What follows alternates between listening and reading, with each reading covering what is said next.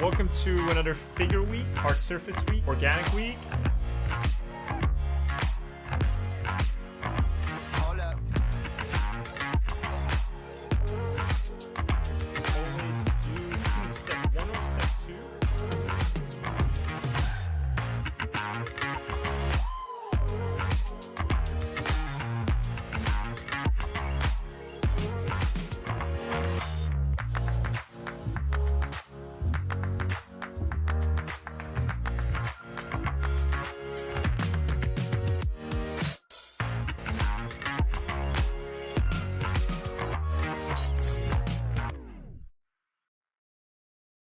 Hey everyone, my name is Ahmed Al-Douri. I'm a concept artist and former instructor at Art Center College of Design, Brainstorm, CCS, CGMA, and various other places. And I would like to introduce to you this digital painting course that I've created. But before we get into anything, I just want to thank you for the support you've all given me this whole time. And with the support of so many of you, I've been able to put together everything I know about painting into this digital painting course. You want to become a pro illustrator, concept artist, or even just a hobbyist, but you don't have a clear map to get there. And that's where I come in. I spent the last 6 months compiling everything I know from my 20 years of art practice, and I've turned it all into a map. Starting with foundations such as rendering shapes, color theory, painting basic subjects, understanding brushwork, brush economy, all that fun stuff, deconstructing the skull, drawing it from every angle, all the way to master studies, stylized painting, and you'll find yourself at the end of the course doing a concept art project based on everything that we learn in the first 14 lessons. So how does it work? Well, you sign up, you watch the lectures, do the assignments, post them to the community page if you want, and treat it as a self-study, except for those of you who have signed up for the weekly meeting, where I personally critique your work in a virtual classroom setting. I believe learning by repetition is super important. That's what I've sort of presented a lot in this course, and the assignments are tailored for that, as adapted from my time teaching at Art Center. And each of these lessons have step-by-step explanations in real time.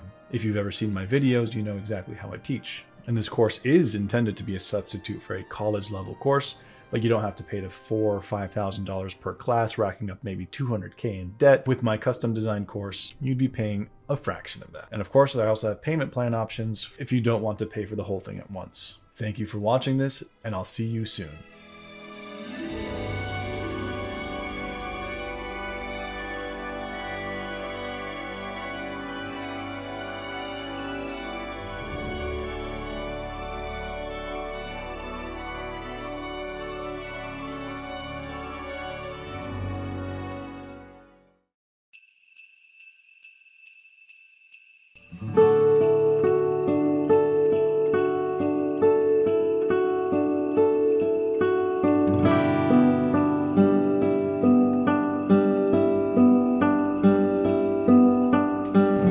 Guys, welcome back to Digital Artcast. For all you guys who are listening, this is probably going to be published on Christmas Day. Merry Christmas to you all, and I hope you're having some festive and awesome holidays wherever you are in the world.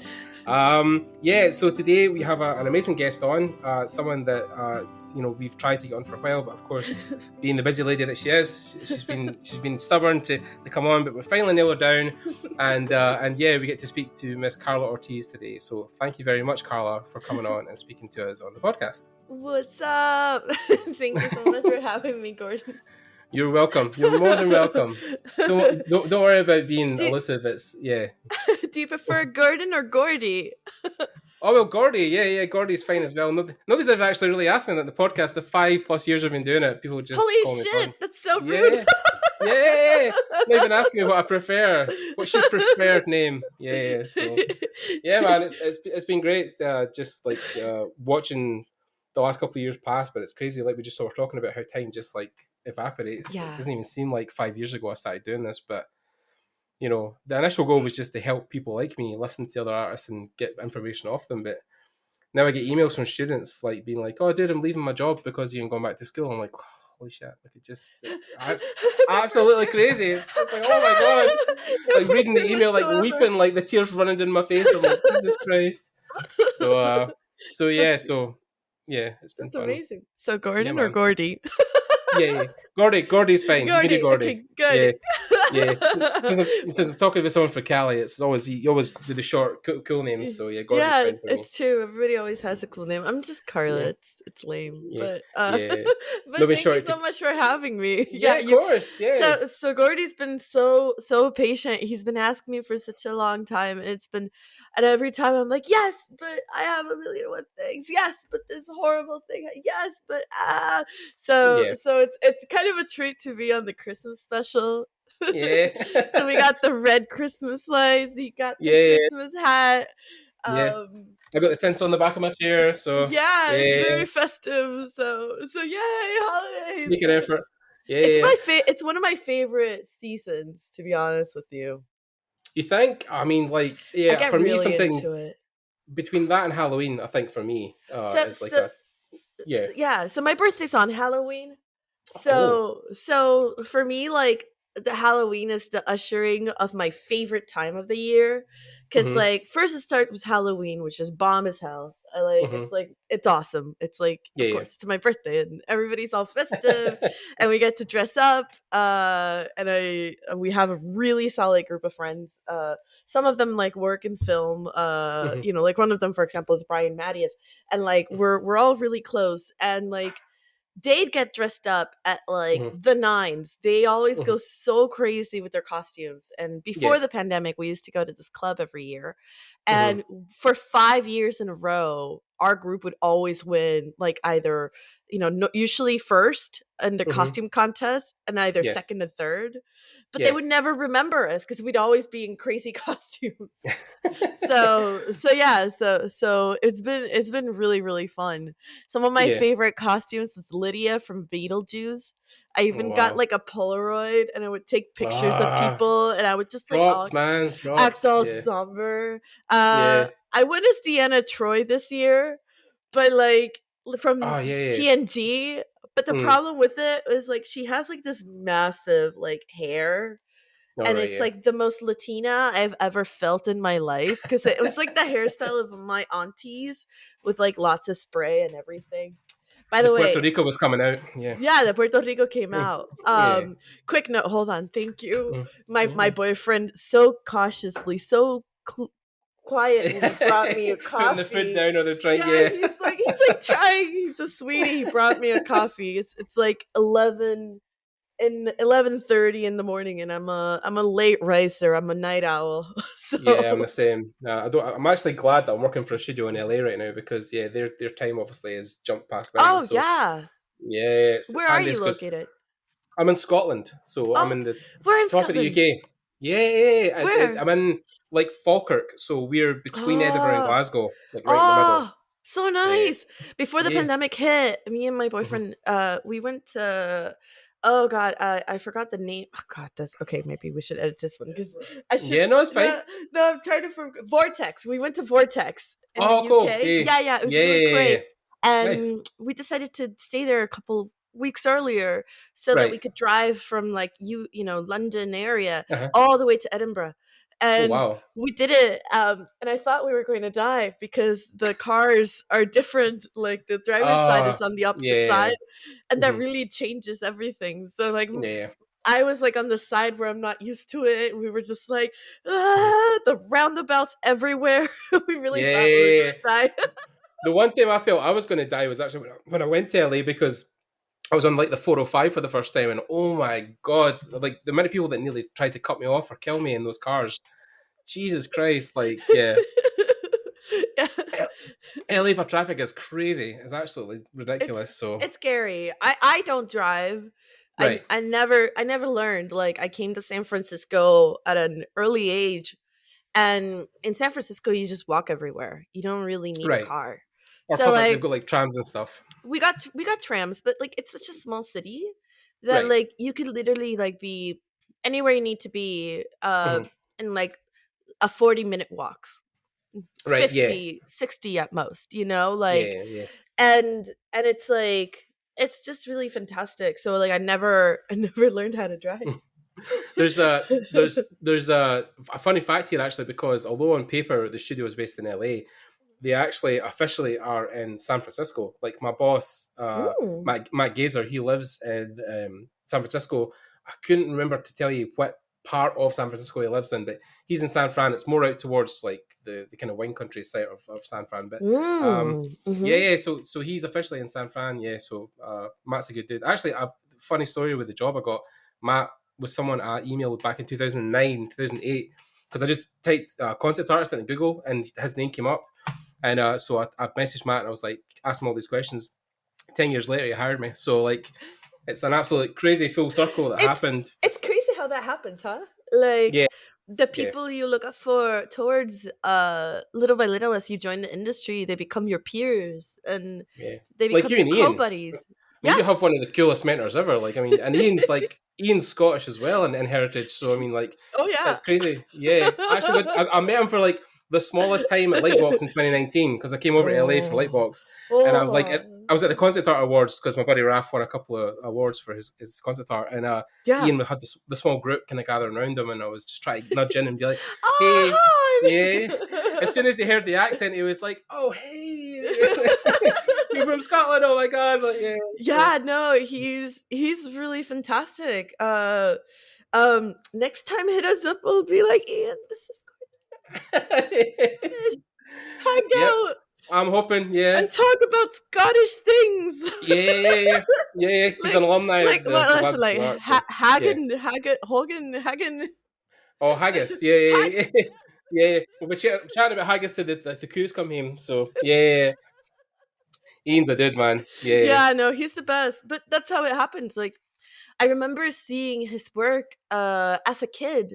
You know, I went to like a Barnes and Noble, like a bookshop up in Puerto Rico, and I was just like, you know, like I'm gonna check the art books, the manga section, and I saw like the Art of Star Wars, the first episode, and I was like, huh, what's this? And I opened the book, and literally some of the first pages I see were Ian's fantastic drawings, and I was like, what the hell is this? You know, and I had a similar experience looking at Brahms' illustrations, where it expanded my horizons into what illustration career looked like. Ian expanded my horizons into what like a concept art career looked like, and I couldn't believe it. I was like, oh my goodness. So fast forward a couple of years, well, more than a couple of years, and I was you know, in my like early-ish 20s, I was working at Kabam, which is a mobile game company, which is, you know, you don't expect the mobile game company to be that, you know, crazy, but I was working with like Alan Williams and Mitch Morehouser and Brian Mattias.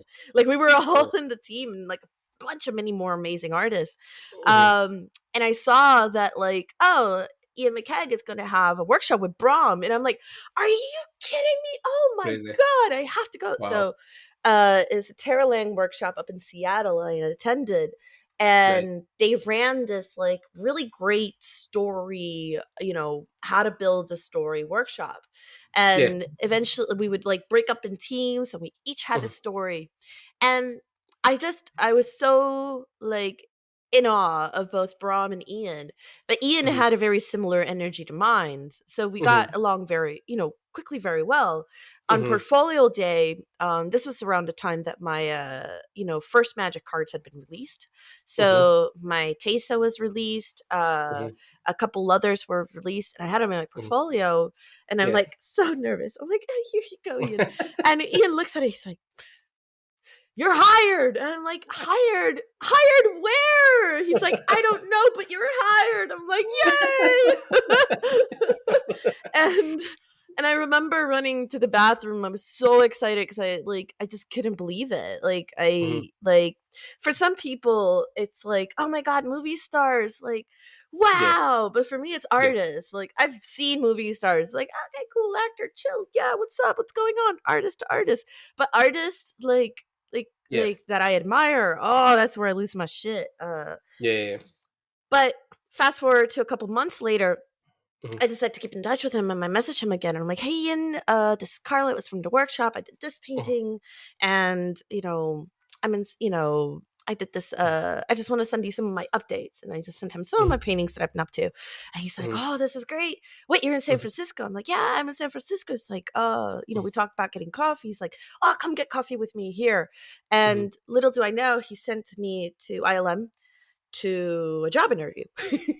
Yay. and that's how I got my job interview there. Jesus, and I was terrified because ILM, like, I'm used to Kabam was a very homey. We were very like, woo! We'd like the whole art team would go every day to go get like some wine, at the Whole Foods next door. Later I found out it was me. I would lead them all to wine. So like I'd be like, yeah, everybody, let's go get drunk. And then, so they all confessed, Karla, we were very sober after you left. And I'm like, is that a good thing or a bad thing? Or no? Yeah, bad influence. But yeah, fair enough. Yeah. And but ILM was very different. ILM was very professional. It was very like, you'd say like, oh, let's go get a drink. They're like, no, we're just gonna work. Yeah. And it was a very different vibe. So I was like, oh, like I'm excited, but will I get it? I don't know if I'm the right fit. And they also asked famously, me, sorry to interrupt, but I just remembered a really quick icon of like when you told that story before, where they wanted you to learn 3D, right? But you weren't for that. Yep, I was about to jump in on that. Yeah, so they, I was in my interview with David at the time, Kobayashi, and he was very, very deadpan and hard to read. A sweetie after you get time to meet people and you're like, oh, you're a sweetie. You're just some people are just a little tricky. The interview face. Yeah, the interview face, and you're just like sweating bullets. And he asked me like, so how do you feel about 3D? And I'm just like, I like to paint. Like I'll learn it, but like if you're looking for someone to be 3D, that's probably not me. And then he asked, okay, well, how about like doing like matte paintings and things for keyframes, for production and stuff. And I'm like, again, if you need it, I'll do it. But I'm a painter. I like to draw and paint. Like if you need that specific job, then that's probably not me. And he's like, okay. Right. And I thought, yeah, I blew it. I thought, oh man, I messed up and walked out. I'm like, I don't think I'm gonna get it. And he's like, oh, don't worry about it. And then like 3 weeks after, they called me on a Friday to come in on a Monday. My job at the time was like, what the fuck? And I'm like, oh, sorry, I have to go. They're like, it's okay, we were waiting. You go. They were very sweet. But they probably, I mean, like they probably also enjoyed the fact that you kind of stuck to your guns, right? Like you were like, this is my skill set. This is what I'm good at. This is what I want to do. And that's admirable, because most people, when they're trying to get their foot in the door initially, are like, I will do anything. I will learn any program. And that's the whole canvas for art trainer, right? Yeah, I think like for me, it's always been a pursuit of what makes me happy. And and it's not that I'm like an immovable, artist. It's like, nah, I will never learn, like I will, like if you really need me, if that's a skill that you need, and it's a job that I love enough, because that's the other thing, I gotta really love it. Then I'll jump in and I'll try it out. And I did learn a little bit of ZBrush while I was at ILM, but I still was like, no, I still like to just paint it all. So there is a part of me recently that I'm like, I kind of want to learn a little bit more of 3D, specifically Blender, because then I can build my own references. And then I can just, build my references and then paint from the references, not on top of it, because then it takes out the challenge for me. Of course. But like, I think that would be cool to do. So I might do this holiday. I might learn a bit. I mean, like Blender is absolutely popping off at this point, and even with the Adobe Suite now buying the Substance guys, and they're making Substance Modeler, and there's just so many avenues to make things easier to get into or learn. And but then I've seen the opposite thing, right? Where like I've seen people I know, like the two Pablos, famously from London ILM, like like they obviously have so much 3D in their stuff now. There's almost like it robs them of their 2D artistry, right? So it's like it's hard to keep that balance, right? Yeah, I think I mean, if it makes them happy, and the results are always spectacular, then that's the thing. But I am excited, especially because I've been talking a lot lately with Sean Silvestri, because he's trying a lot of different things. He's always think of him as like a tinkerer.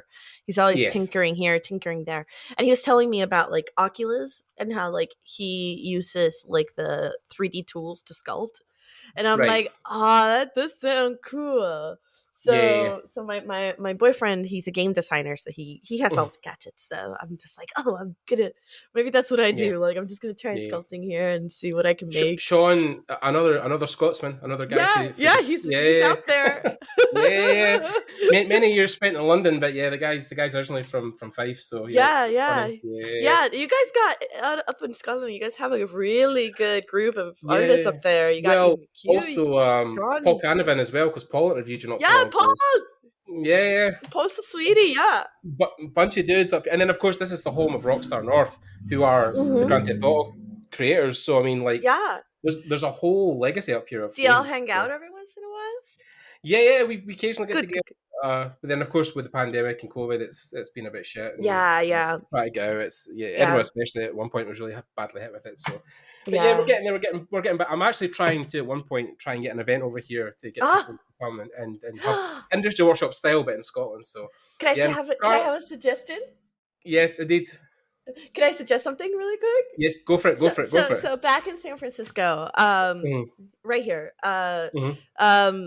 we did an event. Oh, can I curse on this? Is that okay? Oh yeah, fuck yeah. Okay. Yes. Okay. I never know. But yeah, like, so in San Francisco, we used to have. We don't have it anymore due to the pandemic, but hopefully in 2022, depending on how things go, we'll bring it back up. But back like maybe 7 years ago, I realized, there's a lot of great artists in San Francisco, and we only meet at conventions. Ooh, what the fuck? So, I've tried hosting drink and draws forever, but it never really worked because people draw all the time for a living. They just want to like relax. So I was like, you know what? Fuck it. I'm going to host an event, and we called it the Fuck It All.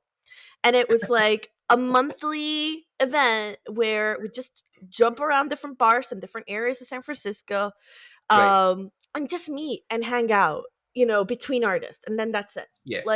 No drawing, no. People will be like, "Can I bring my sketchbook?" It's like, yeah, but we're all gonna be drinking, so you're gonna be a little lonely. But that's, if you want to do it, don't worry, you can do it. We all understand.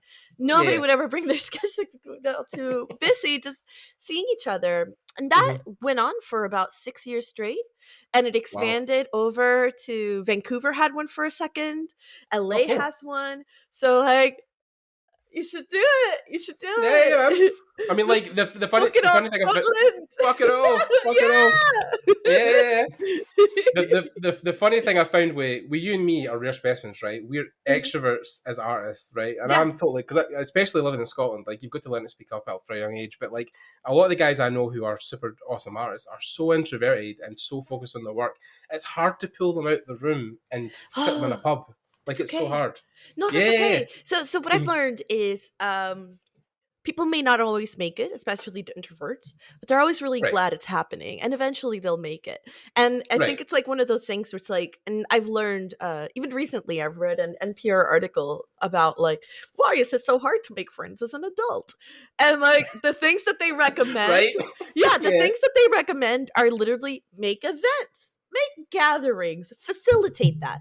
And I've noticed that that's the thing that like most artists, or most people in general, they just don't want to facilitate things because they're too busy with their lives. But if you get one asshole who like this, like, it's good, I'm gonna make an event, everybody come over, people eventually come, and it's crazy. We used to have there was one that was just like insane, where it's like there was a convention that was happening up in San Francisco, and it coincided, and we had taken over an entire bar, and it was like about like 55 artists there, and it was just like, what the fuck?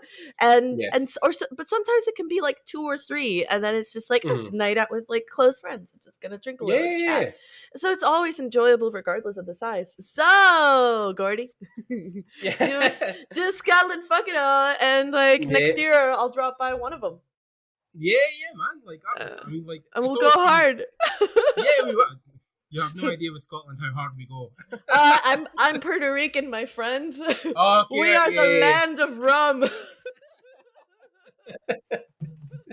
Well, okay, I'll give you that much. Yeah.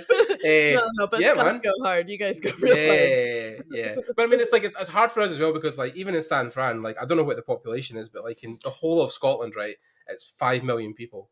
So like, you look at the community of artists that's in there that's like so small that's, you know, there's maybe something like at one point, I don't know, 50,000 professional artists working in the country, and, you know, like half of them are 3D, a third of them are UI or whatever. Then you try to get some of the 2D dudes, and yeah, it's harder, I think, because also within Scotland we're so scattered, right? Glasgow and Edinburgh and Aberdeen are all like within 30, 40 miles of each other. But but I want to do something like that. I want to try and get some more regular social events, because, you know, especially because Daniel and that stopped industry workshops in London, it's been a while since we've had a proper event. THU is cool. Like, I mean, that was happening at one point. And so, I mean, within Europe, there's still stuff to go to, and IMAG and Playgrounds. So there's a bunch of still events going. But and as we all get, like, you know, vaccinations continue and boosters continue, like things are kind of normalized. San Francisco's been pretty good at it. Like, I think we have like some of the highest rates vaccination rates in the country, and it's starting. I mean, everybody still wears masks out here, so it's like, I think people just got used to it. But it's one of those things where it's like, you know, I've been going to restaurants again, and we've been seeing friends again, and it's like, oh, normalcy. Sort of, it's because there's still the lingering ghost of, you know, a pandemic. And in some places it's not a ghost, it's a very, very, you know, intimidating presence. But I'm hoping that 2022 will really start to see more events happen and gatherings. Aren't we all hoping that's going to be the case? Jesus Christ. For real, man. Like, I want to take my Japan trip. Shit. Oh, shit, man. I had my tickets booked to the Japanese THU, and I was so looking forward to it. And oh my God. Like, it's been my dream to visit Japan for as long as I remember. And in 2020, I had actually saved, and I was going to do 3 months in Japan around the fall. And then, you know what happened in 2020. So. Of course. Yeah. We're all aware. So I'm hoping that next year I'll be able to retake that dream and 3 months, do a little Japanese trip, and, you know, I just want to be like a nomad and just like go to different places and just paint. Of course. And like, there's so many. We were planning to go out there at one point to work, and it never ended up falling through. But there's so many channels now I follow that do blogs from Japan, like Todoki Traveler, Hannah. What's Hannah's second name? But currently Hannah, and then Abroad in Japan. There's like a couple of really good channels from guys who went across. Chris, so there's a bunch of things I follow, and Joey the anime guy, because obviously I love anime, so I found him super early. But man, there's so many good dudes across there, and like, I think that's the idea behind it, is that it's one of these places you can get lost for a couple of months, just tour. So I want to try it. Like, I want to go from like the depths of like Tokyo, you know, crazy city, to like more like laid back, like, you know, like landscapes up in the country, and then go to like the really old, like, you know, old temples, and I want to go to like you know, the forests, and, you know, take a look at like you know, Studio Ghibli, and be like, can I look at some stuff over here, you know, like, I want to. I mean, like, there's also Tokyo Disney, and they've just opened up the Nintendo World as well. Nintendo and Osaka. That's right. Yeah. You can go hang out with Mario. Man. There's so much over there. Yeah. Actually, I really loved years ago when I watched Chris Broad, where Chris done the whole thing where he cycled from the top of Japan all the way to the bottom. I hadn't seen that one. Yeah, holy crap. Yeah, he done Journey Across Japan, where he cycled from the top of Japan all the way down to the islands at the south. And that was crazy. That was a huge undertaking. It was like 20 videos. But yeah, Japan has so much beauty. My God, there's and food. Holy shit! I am like, so I'm constantly on the hunt for good ramen, good takoyaki, good sushi. Oh, just everything. It's so good. I could eat Japanese. I mean, San Fran, because they had a big influx at one point of Japanese expats as well. So like, there's going to be. We have our own J-town, so we do have like, but it's you know, everything in San Francisco. We have it. It's just a little bit smaller, you know, of course, than like you know, other places. Like, for example, LA has a gigantic Japanese community. It has a gigantic Korean community. In San Yeah. Francisco, it's all kind of like, mushed in into a couple areas here and there where you Yeah. have like maybe a little sprinkling here, a little sprinkling Yeah. here, a large community here. But even when I say large community, it's still like, 3 or 4, city blocks. It's not Yeah. the biggest, but it does have a lot of really wonderful things. Yeah. It has some amazing sushi. It has an Mm. amazing little like indoor mall with like beautiful hidden gems. It has Yeah. like some of my favorite okay, so I don't know if this is exactly Japanese, but it has like Mm. something called mochi donuts. And Yeah. Yeah. those are like donuts that like have mochi in it, and so it creates like a Yeah. super nice like kind of like spongy or kind of Yeah. chewy kind of stuff. It's really Yeah. good. Oh Yeah, man, man. I'm hungry now. There's a dude when I was in LA, everybody was like, because I was staying near Koreatown. They're like, dude, you have Yeah, to have yeah. Korean barbecue. And I was like, Oh dude, yes. I'm vegetarian. I can't have Oh, meat. oh no! I'm sorry. I'm a dirty kind You're of boy. fine. You're okay. You're all good. You do your thing. I've But learned not to preach. Yeah. but Yeah. but you can always. I mean, it's hard. Definitely Korean barbecue is super hard. But Mhm. like, if you put like kimchi on top Mhm. and then kind of like roast it, that's Yeah. really good. Like, Yeah, I mean, like most places, actually, I was surprised even when I was there, they had a ton of vegan options yeah, and just yeah. veggie stuff in general. There was just so much Mhm, going on. mhm. But then, like, yeah, it's the same over here. Even Scotland now, like, we have like McDonald's, Burger King, right, and they all have their own version of like Whoppers and chicken burgers that are Mhm. either soy or tofu. So That's awesome. there's plenty of options, man. There's definitely enough stuff to keep people going. I'm not starving. That's Like, if you can good. see me, like, I'm definitely not wasting away. Well, I'm happy. I'm glad for you. Yeah. It's always really enjoyable. Like the vegan options are just so good. Mhm. And I've had like some dishes out here that are just like spectacular. Yeah. There's a really good vegan restaurant up in San Francisco called Mhm. Gracias Madre, which is like a vegan Mexican, and Ooh, it's just mind-blowingly good. You're just really like, good. "Oh, I do not miss anything. This is like its own Yeah. amazing flavor." It's really, really good. Yeah. They also Yeah, got man. vegan sushi out here, and it's really good. I Yeah. can imagine. Yeah. Well, the Yeah. No. majority of that meal is rice anyway. So I mean, like, you're just having to substitute a You're wee bit. But fine. yeah. Yeah, yeah. Yeah. But Yeah. it's all just like a play on like textures and flavors, and Of it's course. just fantastic. Exactly. Fantastic. Yeah. Yeah. I got food on my mind too because like, the holidays are always a time where like you're cooking a lot, and I think the Yeah. pandemic it affected people in many different ways. For Mhm. me, I lost my love for cooking Oh because I yeah. used to cook all the time. I used to love Mhm. throwing like gatherings of people and love to cook for friends and like my Mhm. loved ones. But something about the pandemic, I just don't, Yeah. but I'm slowly regaining it back. So I'm Yeah. very, very excited. I got like some Yeah. sugar pumpkins, so I kind of want to do a pumpkin soup coming up. Oh wow, nice. Hey, Perfect weather for it. Yeah. I But know then, it's yeah, I nice. mean, like, it's the cold. You need it. But then, like, cold in San Fran is not like cold in Scotland. That's Oh like a God, different. no, no. Yeah. We're like, it's cozy weather out here. Out Yeah. there, you guys are like tundra. Yeah, we're like, I think we're like -1 at one point during the week. It was so cold, like That's 1 or 2 so degrees, stupid. degrees Celsius. So it's like so cold. Like, we're That's so close to that. why. Yeah, there's like, it's funny when Oh, you look in the map. There's like Scotland and there's like Russia, and we're actually closer to the Arctic Circle than Russia. It's are, like crazy. are you Yeah. guys?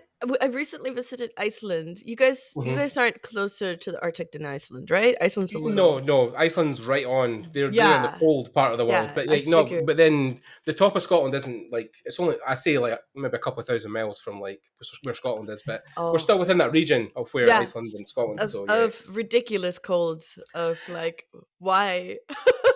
you've got to be built different to. But then it's funny though, because Yeah. even like with Puerto Rico and San Fran, like the thing that gets me with those places is like the extreme heat, right? Because then sometimes it's just so Mm. warm all the time, you're Oh, not actually getting any balance.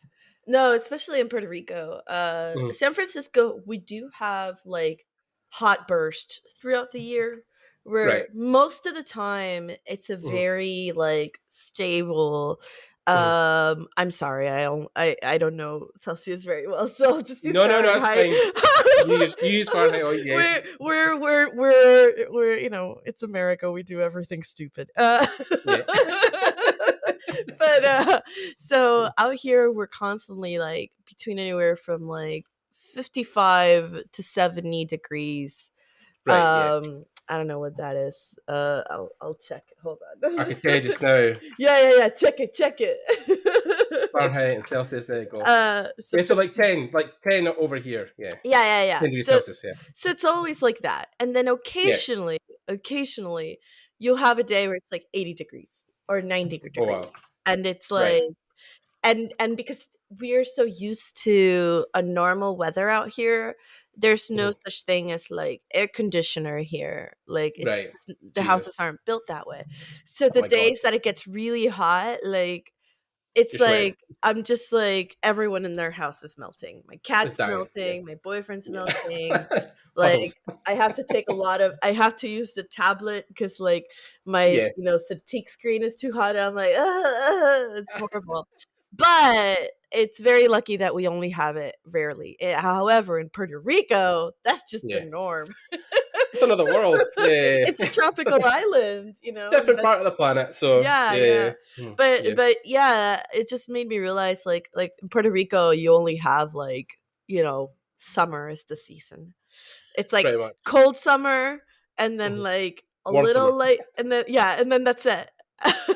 The colors change a tiny little bit in the season in a way that's really subtle, but it's noticeable. But it's and then I went to San Francisco that has no seasons. I lived in Florida for a while, a place that also has no seasons. Yeah. So the idea of seasons is a very interesting one for me, just because it's like it's a foreign. I've seen so many people who are that in forms of art as well, because they love like sometimes when it gets to fall and winter because the landscapes change so dramatically. So it's beautiful to paint. But then of course if you live somewhere where the scenery doesn't change too much, you're kind of looking for inspiration. Like it's funny now where like you've had such a massive career, you know, like Magic, ILM, Avengers, you've done all these amazing movies. Like where is your art mind now? You know, because you've achieved so much. Like what's the next mountain for you to climb? Yeah, that's a big question. I know, but like, hey, Gordy. What were the best questions here? What were the best questions here? Hey, I mean, even in your professional work, but like, because I know sometimes when guys get to such a professional level, like they start more inflection on their personal stuff. Because like we're talking about the Hades picture behind you when we started the interview, right? Because you were doing that stuff as like fun, right? You love the game, you love the studio, you want to do something to attribute towards it. So is so that funny. More your mindset now?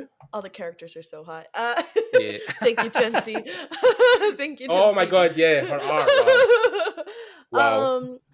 So that's a super interesting question because it's like, I mean, it's just one of those things where it's like I've, before we started the podcast, one of the things I was discussing is just these has probably been some of the busiest years of my life, where it's just been like, one major project, and usually I have one major project, and usually I have like one or two side projects, and they've consistent, every time I'm like, oh, I'm gonna be better about the balance of things, and I'm only gonna say yes to really cool things. Well, like the really cool things, and God, I wish I could talk to you about it. Maybe after this in private. Yeah. Sorry, folks. It's all good. When it's released, you bet your butt I'm gonna just be like, no,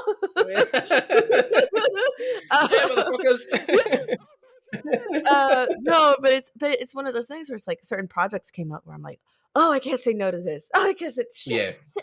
Of course. And so, I've kind of found myself in a place where I'm doing a lot of the things that I love, but I'm working to an unsustainable point. So my goal next year is to slow things down a lot. To try to be a little to try to ease, like my excitement even to things that I really love. And because I think, yes, I've devoted like the last 2 years and a half or so to more client projects and to more client work. And it's been really exciting because I've grown a lot in that time. It's just frustrating because I can't show that growth. Like I can't be like, hey, look at this like massive keyframe that I did with like, 50 figures and like a crazy background, because I've been really loving, that like, making scenes and making characters that fit within scenes and working with environments and the lighting and like that to me has been something that I've been falling deeper and deeper in love with in the past, like, 3-4 years. But I can't show that to anybody. So I think like one of the things that I would like for 2022 is a slower year where I do get to focus on more of my personal work, where I do get to go back in oils or even in some of the digital, but I get to explore what's next. Because when it comes to my personal work, I've kind of been in not necessarily a rut, but I've been compilating a lot of my work from the past like decade. It feels weird to say decade, but hey, so yeah. And I noticed that like I was really fascinated with certain subjects for a very long time, in my own personal work. And I kept thinking like, I don't feel the need to explore those subjects anymore. They are kind of like comfort subjects, like, Right. draped figures. I think I will always have a fascination for draped figures. But like, a solitary figure with a black background and, something, melancholic about it. I still love the feeling about it, but I want to explore past those boundaries. Like I want to be like, okay, what if it is in a solitary figure where it's like 20 different figures? They're all very depressed, of course. Yeah. They're all very bummed out, clear, but Yeah. for no reason whatsoever. Someone stubbed their toe, other has a tummy ache. Like whatever reason you want to give them. But I want to like explore and I want to make bigger scenes. I want to, make like paintings that like really push me. In the way that my client work has pushed me these past couple of years. So I think like if I were to be like, hey, 2022, here's my wish, it would be less work for more money. Ha ha. The dream. Yeah, the dream. For the cool projects to just wait for a year so that I can take a year to be a little slower, to travel Japan and to focus on my work a little bit more. And another thing I've been doing, I want to study again. Like, so I'm currently taking a class. It's about to end, but I'm currently taking a class with Kevin Chen on analytical figure drawing, because I learned the a very atelier method of anatomy where it's like very observational, very like observe what you're seeing and then put it down on paper. And my understanding of anatomy before then was kind of a constructive one, but it was a very basic mannequin frame type of situation.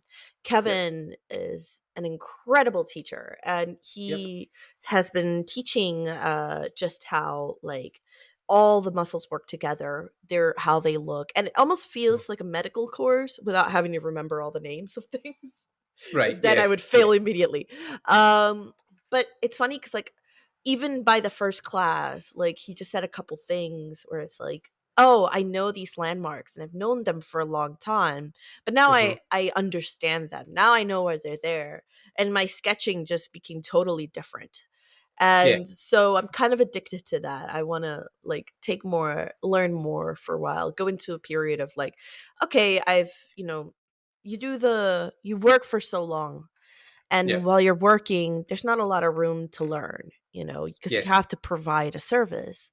So I'd like to take just even a brief moment to take a couple workshops from artists I admire, or, even if it's just to listen in and just to learn or to join them and teach or whatever it may be, So yeah. Yeah, 100%. Yeah, I found the opposite, where I had so much time before I got my actual full-time gig, and now that I'm working full-time, I want to do stuff like learn Blender or learn new techniques in 3D, but I'm 40 odd hours a week in my job, so like when I finish, I'm kind of like, I don't want to do any more 3D because I spent so many years studying to get here. I kind of enjoy the fact that like I get to just chill at night and sit downstairs and watch TV. You know what I mean? So I think there's a time for everything. I posted not too long ago some of my what I call a comfort sketch, and the comfort sketch is Yeah. literally like things that I just don't even think about. I'm just like face, Yeah. person, oh, that's kind of fun, like it's mindless. I'm not, Yeah. because you put so much thought into your art all the time, you need a place to just like bleh. Yeah. Yeah. And someone commented like, oh my god, like it's crazy that you have the time to do these kind of sketches, because like art for so long has been work for me that like i Right. i don't even want to do that. And I'm just Hmm. like, I told them that like, oh, this is a very rare occurrence for me, but I generally do believe that there's a time and place, and our creativity kind of ebbs and flows. Hmm. And if you're working full time as an artist, like it's so unreasonable to ask of yourself to also do sketches on the side and also do all these things. Yeah. I think it's important to do personal work though, because that does feed your soul, Yeah. and that does like help you combat the client work where it's you in service of other people's Yes. vision, and you do Yeah. need to nurture your vision. But if Hmm. you're like been working for so long and you're exhausted, your vision can calm down for a second. Like you can like Yeah. take a break. And then as things slow down, like you'll find yourself wanting to do the extra stuff on the side. And Of course. um especially, I think this is especially true for people who've been working in the industry for a while. It may not Yeah. be so for people who've just joined in, Hmm. who are just like so excited, full of energy, I'm gonna do everything, Yeah. which is totally fine. That's a stage Yeah. in life. But Hmm. after you're in it for a couple of years, you're just like, man, I'm tired. I gave all my energy to this, and sometimes Yeah. you need a break. And creativity needs that. It needs Yeah. rest. 100%. We talked about that with one of the guests not too long ago, where like for the longest time, I just couldn't find the fun in art anymore. Because when I initially Mm-hmm. started, I was so Mm-hmm. hyped and so like, let's go, let's leave this career that I hate, that's boring, let's go chase my dream, let's go do this shit. And for years and years, I grinded and traveled and met people and done all these events. And eventually, it just got to a point I hated sitting at my desk. But then, as soon as I got my job and I had money to eat, to support myself, to pay my Mm-hmm. bills, Mm-hmm. it was almost like the pressure came off, and I just totally rediscovered that I Mm-hmm. loved art. Yeah. And it's such a weird thing that happens, but yeah, you've got to almost rediscover it constantly. Yeah. It's like a Yeah, marriage or some shit like that, you go off and cheat for a couple of months and come back. But it's a Appreciate your partner beautiful more. it's a beautiful functional one where even at Yeah, its best you still are like, ugh, I need a break, yeah, yeah, yeah, of course. Yeah, yeah. It's funny. No, no. uh, but no, Mm, no, it's true. We just go mm, through phases, like mhm. even I don't know if it was like the exhaustion of like so many years just going really, really hard, but like, Yeah, this I'm just exiting a, artist block where I'm just like, ugh, I'm just very tired. And yeah, like, I have all these paintings that are due and I'm going to do them to the best of my ability. And whenever I sit down to paint, yeah. like, I'm always in it. Like it's Mhm. like a button that clicks where I'm like, oh, safe place, or oh, temple, or like this is a great place to be. But Yeah. before I get to sit down and paint, like it's the anticipation that I'm like, ugh, I don't want to work. I just want to like lay Oh, here yeah. and read a book, and just, you get very tired. But I'm now getting my energy back. And I think Mhm, it's mostly like different things will do it. Sometimes it's a mhm, project you're really excited about. mm. Sometimes it's you learning something new and you want to apply it right away. Yeah. Like it could be so many different things that'll spark it. Sometimes it's Mhm. time off, you know? Yeah. Yep. Yep. So yeah, Yeah. I think it's just one of those things where it's like the damaging thing that we do to ourselves though is that we have this vision of what the perfect working professional is. Right. And it's so often such a machine, such a like it's more of machine than human. Like, it's Yeah. like, oh, we want to be the artist that works all the time, has to Mhm. freelance, is also working on personal stuff, like, is posting constantly, is Yeah. learning constantly. And Mhm. somewhere in between there, you have to make time for family, for friends, for other Yep. things. So it's like, it's so crazy, For our kids, eventually, if you want expectations. kids as well, like have families, and Jesus Christ, like that's even, Yeah. yeah, that's like a, Yeah. yeah. I mean that it's one of these things where I've seen people do it, but then sometimes it's at the sacrifice of their personal life, where Oh. they're in super big studios and they've had kids and families, but then they spend so much time at their work, like their kids never see them, and so it's like Mm-mm. it's from every industry I've came from before. Mhm. This industry stands alone, where because people are so passionate about their work and love what they do, studios will constantly take advantage of that to Oh, the yeah. point where you're burnt out constantly and then thrown out when you're done. I remember Alan McKay talked about when he was like 19 and working in like on these films in Vancouver, like he was, running about working, 80, 90 hours a week, and he was on every project and trying to help people with stuff with VFX. And one of the guys sat him down and he was like, this doesn't matter. And he's like, what do you mean? He's like, they're going to use you because you can do all this stuff for them. And they'll just Mhm. constantly use you because you're willing to work 90 hours a Mhm. week, but they're Mhm. not here 90 hours a week. And then when you're burnt out and tired, they'll just throw you to the side and you'll be left, destroyed basically. Yep. And it's so hard to find that balance because so many kids, Mhm. like I say, as we talked about the interview, want to come into the industry and just do anything to get the work, including working Mhm. crazy contracts. So Mhm. Mm-mm. Mm-mm. yeah, it's It, bad. it's a it's a tricky situation because, like, you want to, when you're starting out, you really do want to just put your foot in the door, and like, Yeah, that will often mean, yes, I'll do anything, yes, I'll just do it, whatever it is you need. yeah, But yeah. it's a easy way for people to take advantage. Hmm.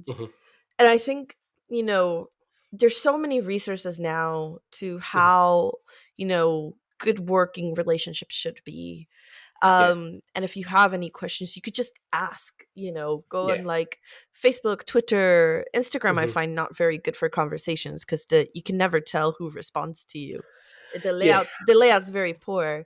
Hmm. But you could just ask, or Yeah. even hear interviews to what it's like, or um and or even ask your peers, people who are Hmm. also entering the industry, hey, Yeah. what's this like for you? Hmm. Is this good, is this healthy? Hmm. And because, yeah, companies, people Hmm. themselves, individuals and art teams and stuff, like, they'll Hmm. always try their best for their workers, right? Hmm. But corporations, companies, their whole their whole purpose is to make profit at all cost. Yeah. And wherever they can cut to make that profit, they will. So Yeah. one of the best advice that I got, starting out Hmm. is, like, I was starting out and I was going really hard. I was working overtime, trying Hmm. to do my very best. And Yeah. this my lead at a time, Carolina Tello, who's Hmm. fantastic, Hmm. she sat me down one day. She's like, hey, Karla, so Hmm. I want to say, first and foremost, you're doing great. You're doing Hmm. amazing, Hmm. but you're giving it 100%. And I'm like, yeah, I am. Like, yay. And she's like, no, no, no, no, no, no, no. I need Hmm. you to give Hmm. me 60%. Hmm. Maybe, yeah, so 60 sounds good. 60, Hmm. 55. And I'm like, Hmm. what? And she's Why? like, yeah. And she's just like, because if you're always at 100%, people are going Hmm. to expect you to do 100%. And that's Constantly. unsustainable. Yeah. And the day that you won't be at 100%, that's the way that where people will be like, she's not giving it her all. They won't appreciate it. Yeah. So give it your 60%, Hmm. and, give good work, Hmm. but save your 100% for very, very specific moments in your career. And it was some of Yeah. the best advice I had. Yeah. Um, yeah, it's just, we could go on forever on, like, the Yeah. the way corporations can Yeah. treat I mean, artists. like the whole. I mean, especially, I think it's different within like films, right? Because films are like a separate entity for games. Games are a separate entity for TV. Like. But then I think there's a whole revelation within the whole industry because you think about the film industry. It's only been up like 100 years. The game industry has only been really going for what, maybe 40, 50 years. Yeah, So like the changes we're seeing now, especially with the Me Too movement and like the studios and all that stuff that's happening, that's just an element of like chucking all the 90s mentality out the window and yeah, trying to like move it forward into like the 21st century. yeah. And some of the stories are crazy, like, but then Yeah. it needs to be done because we can't sustainably go on that way forever. Where people, I mean, like there was a story years and years ago. My creative director Matt, when he left Lucas at the time to go work in Stormfront, I think, and even they had a couple of interviews, and one of them was at EA, and he was like walking about the floor at one point. They were like, "Oh, this is where your desk would be. These are your colleagues," and some dudes had like sleeping bags on the floor because they were like staying at the studio overnight, and he was like, "Okay, that's cool. Well, thanks for showing me about. I'm going to leave now." Good, as he should. No, it's horrifying. We're and yeah, no. And then you think about like the amount of money like that these companies make out of your you know artistic labor, and how it's so often like compensated like nothing. So it's like no, certain practices need to change right now.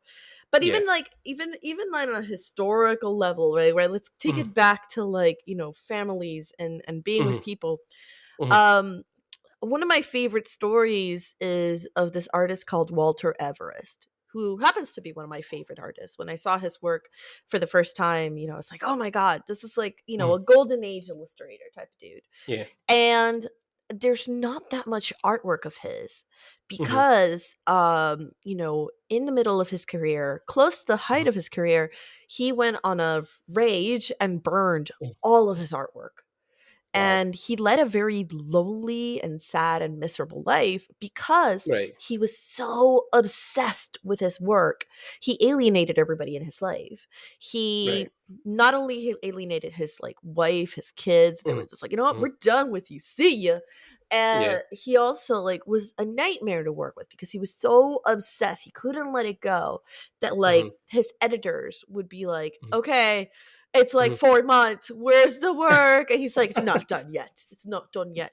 But there's so many stories of that. You know, even when you look at like history and like artists like who, you know, do reach great heights, but it comes at a cost.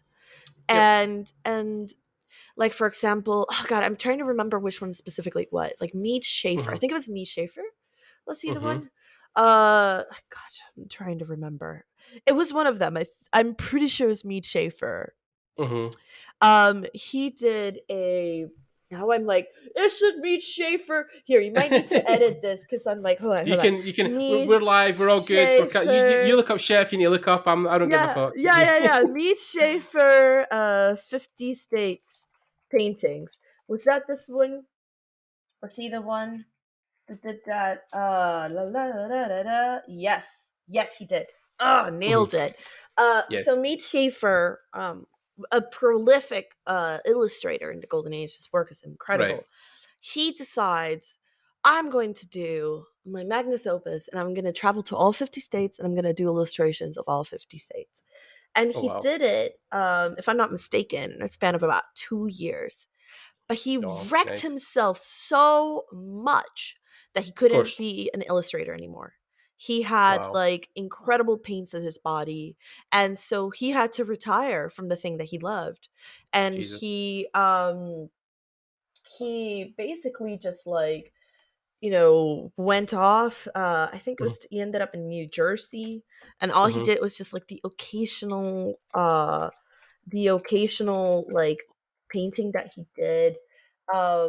And fun fact, he also died of a heart attack at the Society of Illustrators. Jesus Christ. So when you go to New York and you visit the Society of Illustrators, which I hear was a den of decadence, because all those artists were like the debaucherous type. They used to take their mistresses out there, and so you go to these halls and you're like, these paintings are beautiful, and then you listen to all these stories and you're like, man, artists are just gnarly. You're like, wow, a BDSM community meets illustrators. This is interesting. Okay, cool.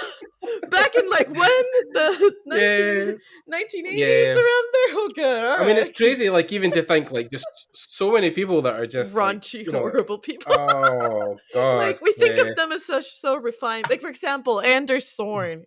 His wife is really funny because Anders Zorn did all these like beautiful, elegant like portraitures but in Mm-hmm. his free time. And by the way, all these artists and Mm-hmm. Sorn, Sargent, all of them were always wanting to have like their own time to do their own personal work. That was Gosh. their thing. Like Sargent Mm-hmm. hated the society portraits he had to do nonstop. Like he just Yeah. wanted to do his own thing, and so was Sorn. Sorn was very similar, but he Yeah. would draw these like be really elegant, beautiful women. They were all naked though, and at the time that was like, and Yeah.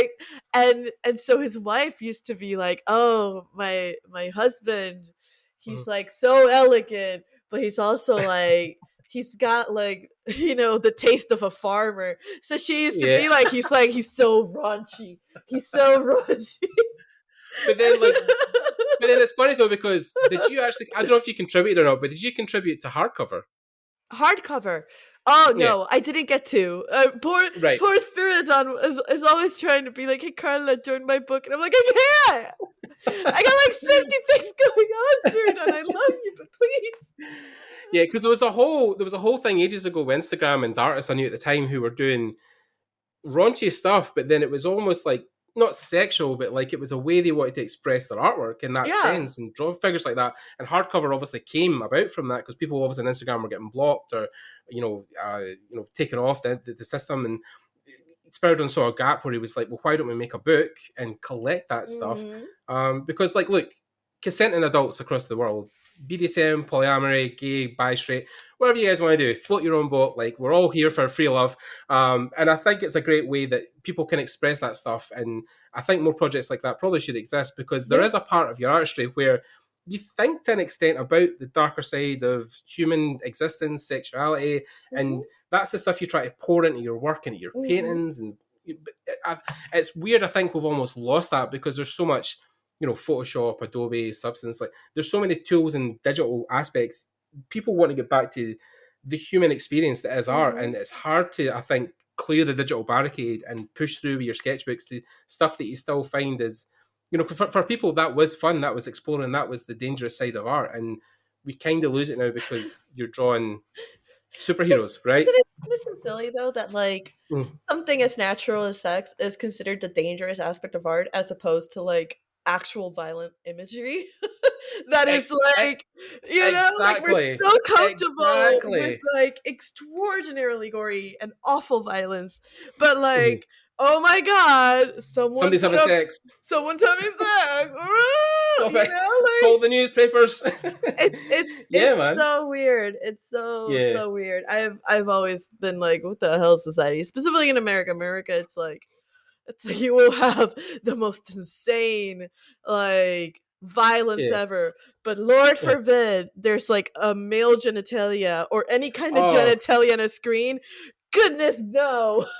I remember watching the documentaries by Louis Theroux, where he talked about how, especially between porn and brothels, like with America in general, it's such a sell sex country that they still are so taboo about the whole subject, even though half of their industries are built on it. Like, it's like mind-blowing. That's it. The majority of the industries are open the Beltway. Yeah, absolutely. And then he talks about like the world's oldest profession, because he talks about how back in the West, the whorehouses were places where people would raise money to help build the town. Like, it was, so it's a thing where that whole 300-400 years is just, it feels like you've never really came forward any more steps. It's really interesting, because it is the world's oldest profession, but it was also like, for women at those times, it was empowering. It was their job, and it was like one of their best methods for them to gain their own agency. And it wasn't seen as like, oh, I'm like, it's like I'm degrading myself. No, it was like, oh, I'm providing for myself. I don't have to have a husband. I don't have to do anything. I'm my own free woman. And there's something really crazy about that, when you're just like, oh, especially when you find out you're right. Like, certain American towns were founded from brothels and built. It's crazy. And then even watching the documentary the other day about just how women in general have came forward so far in like industry, especially within artistic industries, because it used to be that you needed a husband or a partner because you couldn't really financially hold yourself up as much. But now, like, women specifically have so much money behind them within industry and structure that it's like a lot of people like don't want to have kids, they don't want to get married, they just want to have a career. So, and then women are looked down on that, right? Like, oh, you don't want to have kids, like how terrible, and or you're so career focused, why can't you have a family, or stop, and slow down. But the world has changed so rapidly, so quickly, right? It's like, yeah, it's a great time, but it's like, because it's such a great time of change, there's so much turmoil, right? There's so much up in the air. Yeah, I mean, and it's sorry, I was also looking, I'm like, oh, I need to find out, because it's a great story. So first and foremost, it's if you look at it in a historic context and as an artist, it's a great time for me, and for most, other female or, or queer or any kind of gender orientation artist, because it is a more, there's a long way to go, clearly, as we hear some of the stories that have uncovered, but in a historic sense, like the fact that, I am able to do art under my name, and it is seen as, oh, great, that's a wonderful thing, as opposed to historically, like you have, like, even like the Renaissance Artemisia, she went through horrible things. There were so many artists throughout history where, like, they were women, but they had to publish their art under their husbands or men in their lives. There was a movie recently about that with one of the women who drew the big eyes paintings, and her husband took all the credit. To go back to the golden age of illustrators too, there was even a fantastic group of artists. They all studied under not why am I saying Phil Hale? Phil Hale is a fantastic. It is not a day. It is not a day for good names for me. Golden Age illustrator. You don't have to be factually accurate. It's all good. Yeah, but this is a big one. Like Golden Age illustrators was just the father, Howard Pyle. Jesus, Phil. Why am I thinking Phil? Yeah.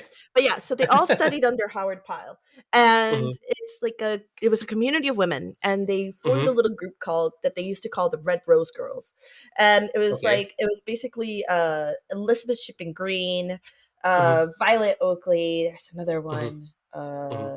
Jessie, I think her name was Jessie Wilcox, but anyway, and there's like one more there whose name I don't remember, but it was like a group of 4 women. They were all fantastic painters, muralists. They did all the things, and what they did is that they made a house, and they all like made an oath to each other to never marry, because if they marry, then they couldn't be painters anymore. They had to go help out the husband. They had to assume certain responsibilities. And they lived together for quite a long time, and they thrived in that scene. And it was some of the work that they did was just fantastic. And it ended when one of the women did indeed marry, and like it was a very tumultuous time for them, because they thought, oh, how could she marry? How could she? And it broke down that route. And some of them didn't even talk to each other for a long time because of that. Wow. So that's how much of a big deal it was. That's how difficult it was. Like nowadays, if like a lady was like, "Fuck you, I'm gonna continue with it. What's wrong with you?" But yeah, no, it's historically it's a good time. It's just a good time to be an artist in general. Like the ability to have your work be seen, and by so many people all over the world, and the ability to contact and see the work of so many people in the world, that is peculiar, and that is just a fantastic thing. And seeing the ebbs and flows and how things develop, and the new work that comes out, and the new techniques that come out, and the wonderful things that people do, it's exciting. It's an exciting time to be an artist. Yeah, man. I mean, if you want to, because everybody has a phone, right? You can easily open either a Facebook or an Instagram account, DeviantArt, ArtStation. Yeah. These are all free sites. And if your work is good enough, people always gave me this question, even people now, students I have, start this whole thing of how do I get people to see my work? What's the best way to get exposure? And I'm like, if your work is good enough, people will find you every time. You don't have to worry about paying for exposure or paying Instagram for advertised revenue. Like, if you make awesome shit, people will want you to make awesome shit for them. It's always been the case. Yeah. Yep, Yeah. it's how it goes. It's really frustrating, right? Because you wanna tell people like, hey, like it is easy, but it's not. Like you wanna tell people Yeah. that, you know, hey, if you have this one mega hit in the internet, Yeah. you'll get it. But Yeah. in reality, it all just comes down to the work that you have, especially for if you want to join an industry, Yeah.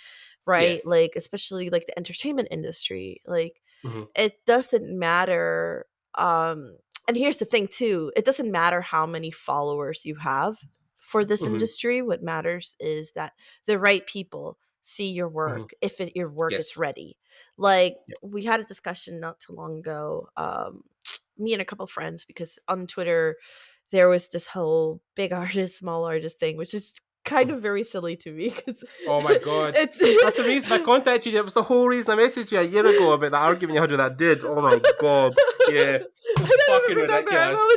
I always have arguments with people. I need to. I've calmed down a lot in that. To be honest with you, Yeah. because it's just not worth it. It's too much brain It's not. power. It's You're screaming into an exhausting. empty void. I mean, like, Oh, it's too yeah. much. It's too much. Yeah. Yeah. But like recently there was a really silly argument where it's like, oh, big artists, this, and number one, like most artists that like it tries to put like followers and number of followers as some kind of class system, which is really silly because Okay. that's not how it goes. Like at the end of the day, like Yeah. most of us in this industry are like middle class, lower middle Yeah. class. Most of us, yeah. Sometimes we slide onto poverty because this is a very feast and famine type of Yes. space. Yep. Sometimes you're doing really wonderfully. If you're very, very, very lucky, you'll make it to upper middle class. And Of like course. maybe 1%, 2% of people in this industry are a Yep. little bit higher, but I can't even think of them. I am like, who? Like and Yeah. not through working with clients. That only Hmm. happens with people who end up doing television shows or Right. get like, crazy book deals or, so many other things. Yeah. But it's like a very like it's a very superficial argument, the idea of like equating followers to success, because that's not how it goes, specifically Exactly. for artists in our industry. And so Hmm. I was like, man, I would much rather, if your interest is to be an artist in this industry, Yeah. a small curated following Hmm. of like people that have hiring power, people who Yep. are in the industry, is Hmm. far, far better than a Hmm. massive following of people who just like your work, that might Right. not be able to hire you or that don't even Mm. have a buying power. Like Yep. if you want to do commissions for a living, right? Like Hmm. a small group of people that are fans of your work that do have buying power is much Right. better than a massive group of people that like don't. There's Hmm. only few instances that I can think of where like having a large following is helpful. For example, if you're Right. doing like a uh teaching gig or something like that, where you do Right. want a lot of people to see it, and where people Yeah. who might not have the ability but they want the ability, you'll see it, that's helpful. Hmm. Or if you're a Yeah. fine artist or anything that requires hype, you know that where there's like a collector base, sometimes they will look at, oh, how many Hmm. people see it, because you want it to be like, you want to buy something that's famous, that from someone that's perceived as famous. Or if you just want Right. to be like a a personality, right, where it's more Right. of like an influencer than an artist, then that is helpful, because that Yeah. the follower metric is utilized, but not Yep. to be like an artist in the industry painting. Nobody cares. Nobody's like, oh wow, did you see our new hire, they have like 100,000 followers, like nobody. Yeah. Yeah. In fact, like it'll blow like so many people's mind to know how many incredible artists are in this industry who have zero social media presence. They're just like, no, they refuse. But people know their work. The right people saw their brilliant work, and they don't need to be on it. I Yeah. I want, mean, like it's. Yeah. I mean, it's. There's a lot to unpack there, obviously, what you're talking yeah. about. But then it's a thing where one of the things I'd done early in my career back in 2018. I mean, you'll probably not remember this, right? But like, Mhm. I walked up to you when you were drunk with Cynthia at THU in 2018, And I was like, Karla, sign my sketchbook, please. And she was like, cool. And you were like, oh, I'd probably draw something, but I'm drunk. So, like, yeah, but something I might draw. But then, like, I had the balls to walk up to you and be like, You're a hey, sweetie. Karla. Hell yeah. But then, but it was the same with Raf Gazette. Like, the reason I got work with Raf and now is Yeah. my friend is Yeah. because I walked up to him at THU and I was like, oh, I really love your work. Do Yeah. you want to get a beer? And he was Yeah. like, cool. Yeah. Like, you know what I mean? There's this whole thing where people think going up to meeting people like you is, you know, it's something like you're going to turn around and be like, fuck off. Like, you know, you're small time, you know. Yeah, exactly. You're the total opposite. You're so lovely. Thank you. Because I was nobody, right? But then, like, I came along and you were like, hey, what's happening? And who are you? And I was like, oh, Karla, I love your work. Please sign my book. Especially if I'm drunk, because I get really like, Yay! no. Yeah. No, you're so correct. Like Mhm. at the end of the day, like meeting people, like going to events like that, and like Yep. politely reaching out to the people that you're like, I really love your work. Mhm.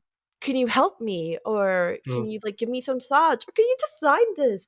Like, She's done it with Ian, and Ian was a huge figure as well. oh yeah. Mhm. Well, the thing is that like we've all been there. You know, we all Yeah. started from somewhere, so we know and understand deeply the pain of what it's like to not know where you're headed, to not Yeah. know what's missing.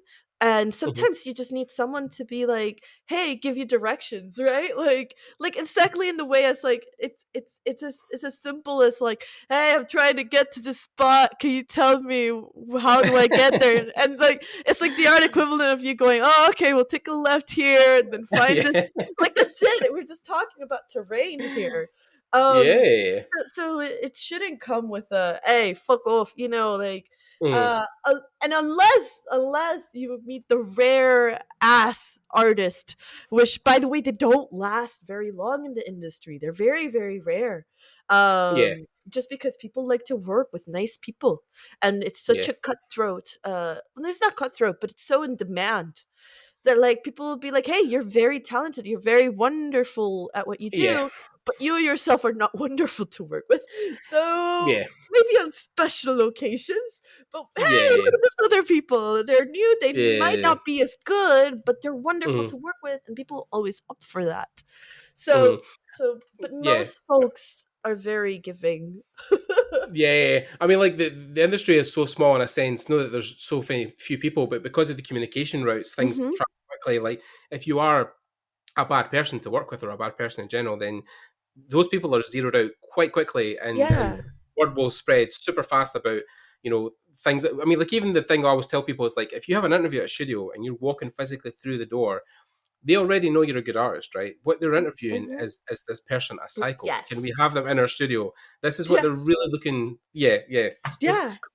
so many of those meetings are lunch meetings, right? You go to lunch with people and sit in a social queue and like, oh, have a conversation about the day or what you've been up to. And if Mhm. you can hold a normal physical conversation with another human being, that goes so far in Yeah. this industry. Yeah. Yeah. Yeah. It's really all about being a sweetheart, which is why I'm always like telling people like don't be a jerk. Just be a good person. Yeah. Even online, because like I Mhm. worry very much and I believe like for example a place like Twitter in Mhm. particular, but most Mhm. other places, like how they Yeah. get engagement is through anger, right? Like that's the thing that gets the most clicks, that's the thing that gets the most hype. And so like it's always gives you this perception of, oh, in order to be popular and in order to Yeah. be desired, I need to also have a hot take, right? But what people don't Yeah. understand is like that doesn't work when you want to enter a specific industry, especially one as small as ours. I've seen so many it breaks my heart because I've seen a lot of people who in their profile they're like, I want to work in illustration, I want to work in animation, I want to work in concept art, and Mhm. they're treating people like shit for no reason whatsoever, you know, like if Mhm. there was a solid reason, like, oh, this person was like known harasser, you know, then it's like, Yeah. okay, that's, but some people are just like, oh, I disagree with you on this, I'm gonna treat you like Mhm. ass, you know. Yeah. Or simple things like, I like pasta, well, I'm like such a, you know, how dare you, the pasta industry is bullshit, You you know, like monster. you monster. And they treat people like shit, and it's one of Mm. those things where it's like like, oh, I really want to tell so many people, because like we have conversations about this often, where it's like Yeah. sometimes it'll be the topic of the day and it gets Mhm. very, very heated and people get very Mhm. heated at each other. And while that Mhm. happens, you'll have a bunch of professionals that are getting like treated like shit online, and it's just like, oh, well, I'm just gonna block it. But that's how you cut off your venue to enter this. And it's things that, like, the thing that's most frustrating is if you were to see a person face to face, you would never have a Mhm. conversation like that. Exactly. Like, you Exactly. could Yeah. disagree all day, and that is fine because we're humans. We're meant to disagree. But if I were to be like, hey, listen, Gordy, I don't like, I like pasta and I know that you Mhm. dislike it, but let's have a Yeah. conversation. Yeah. Like it could be as simple as Yeah. that. And you'll find Mhm. really interesting things about Mhm. why, you'll find more common ground than you realize. But online, Mhm. it's so easy, especially, place that rewards anger like Twitter. Yeah. So be kind to people, even online, like, because Yeah. that shit can haunt you, and that shit can, I like, mean, like the two examples I can think of off the top of my head, and one is like, with me being vegetarian, I've had yeah, so many conversations with people who are like, "Oh, that's really cool. That's really brave of you to do that. That's yeah, great that you're making a choice to help the earth." And then you'll meet the other people who are like, "Oh, you're a fucking idiot, bacon," and you're like, yeah. "Ah." But then exactly the same thing where, like, I remember when Last of Us came out, I think it was last year, Last of Us 2, Yeah. and Frank Sung put up his 3D sculpt of Abby, who, of course, in the game is quite, I'm not going to say she's not feminine, but like she has, like, She's yeah, more muscular fit. tones. She's Exactly. wonderful. She's a Totally. I follow people on that, like that on Instagram, who have like yeah, incredible bodies, and they. yeah. But then there was a whole section in his ArtStation comments where people were like shouting abuse, fighting with each other. I was like, Jesus Christ! Like, Yeah, oh my God, just yeah. yeah, it was crazy, The absolutely crazy. voice actors got death threats, and you're just like, are you fucking kidding me, man? Like, calm Wow, down. my And God. you'd have artists, young or not so young, but like Mm-hmm. people who want to join the industry, like commenting on the art and just shitting on it, and you're just like, Why? why? Why? Why? Why? I mean, Just be nice. just It costs you nothing to be nice to people. It costs you like, absolutely fuck all. yeah. Mm. And it's like, not everything has to be so catastrophic that Has you to be an argument. have to Yeah. wage battle. I will Yeah. wage battle for not strong arms. Karla, I'm not joking here. I have seen people fight between watercolors versus acrylics. I joke you not. I have seen people go fucking ham that, like, you use water. I didn't use water, but what's that all about? Like, Oh my Jesus Christ, god. shut up. Oh my god. Yeah, no. I'm pretty fucking done with social media, to be honest. I think we all are. Jesus. Yeah, we all are, because it's like, Yeah. you want it to We be grew up with Facebook. Like, Facebook's yeah. been I've been there since its inception, and yeah, I think it's done more harm than good, personally, for a lot of things. Yeah, honestly, especially with like a lot of the Facebook whistleblowers that come out, Oh God, and yeah, they're just like, yeah, yeah, no, we do reward, anger and yeah, hate and division, and yeah. and you're just like, Especially, yeah, I oh, mean, the last couple of years, especially because, like, you being in America, oh, Trump, right? Like, yeah, yeah. I mean, let's not even go there. But, like, Jesus Christ, that was a whole thing for oh, 4 that years. was the thing. Yeah, I mean, we're still feeling the repercussions of all that, but yeah. I mean, I done the Black Lives Matter panel in yeah. the heat of that, and I had guys on like Philip Booty Jr. and Oh, Kevin Smith and a couple other beautiful guys, and people. I love them. beautiful people, and we Yeah, done a whole, I didn't even host it. I got one of my black friends to host the panel because yeah, I was like, yeah, this isn't even, my voice doesn't need to be heard here. yeah, yeah, yeah. They can take over.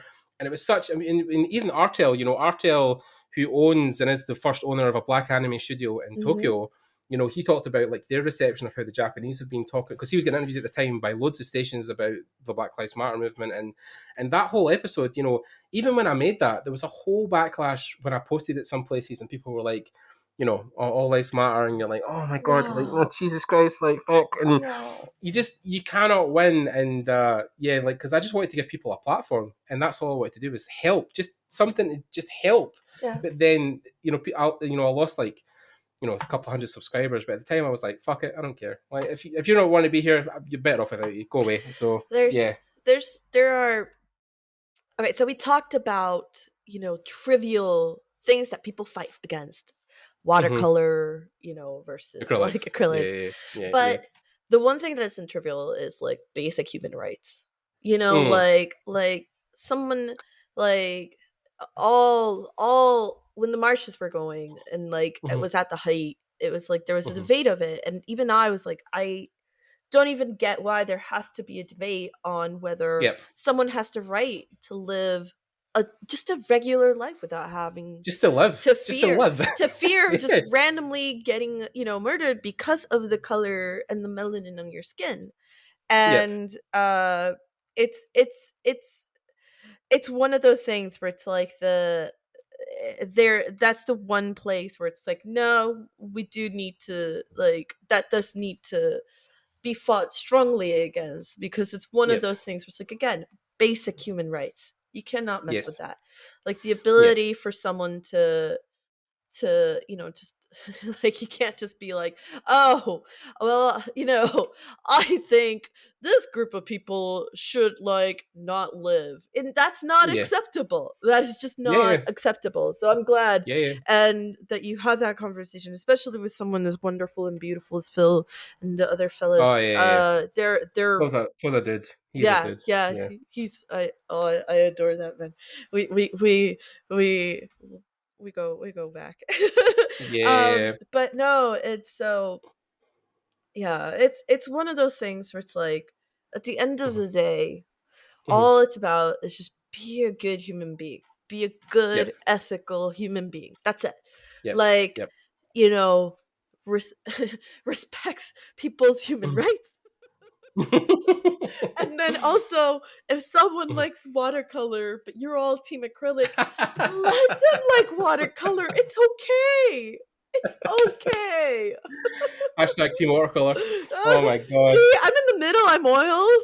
I'm just like, yeah, I'm just hanging Yeah. out. We just want to have a You good monster, time. Carla. You fucking monster. How dare you? How dare you? It is so slippy. Yeah. Ew. It's Yeah. true. Like, whenever I finish painting oils, I have to like take a shower because like your skin gets Oh, really oily. you're like And it's, covered. you're Yeah. covered. Jesus And I'm Christ. always covered in like oils. Like, there's one painting session I did live where I had like Mhm. oils in my ear.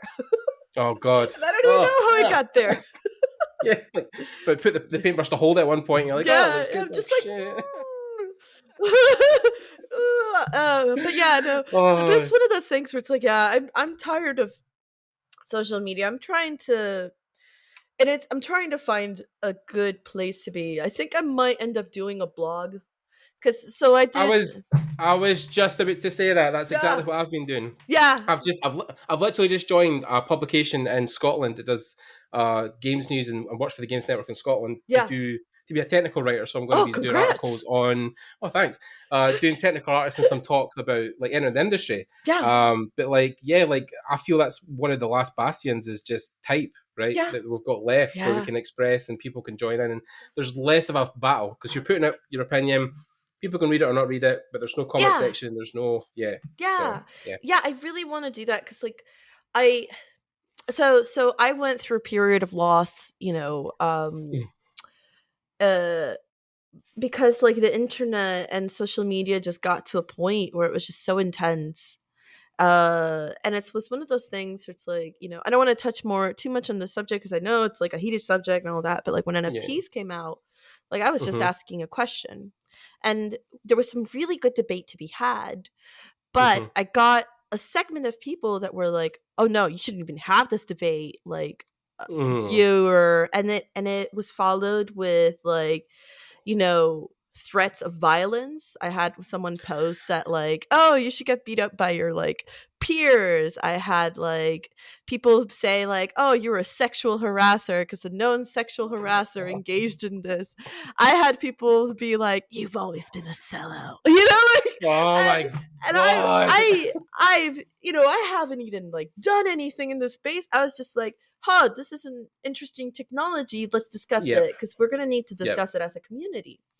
Yeah. And it was such a like, and it wasn't just me, it was literally everybody I knew that either had, was asking questions, was trying to have a conversation about it, or was like Right. joining the space and had their reasons. And it just felt like it was just like such a like, oh goodness. And then I thought, oh god, this is too much. So I looked, I'm just going to stay in the comfort of art. And then I realized art Twitter's always having a battle. And then I'm like, you know what? Screw it. I'm going to just focus on something that makes me happy. Oh, I like drawings of Final Fantasy VII. I especially like drawings of Cloud and Tifa together. I just like it. I just like it. They're my favorites. Mm-hmm. And so I started following that, and I realized they're having fights with people who like Cloud and Aerith. And I'm just like, so I went from like, oh, like this experience that was harrowing, and I thought, oh, it's just solely this subject. And then I went through, every aspect of the internet fights. Even something as simple as like a shipping, they have shipping wars.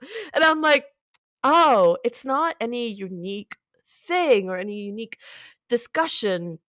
It's anything. The world. It's the world. It's literally social media that pushes the algorithm, that the algorithms, people are always talking about the algorithms not favoring artwork, and it's true, it favors drama.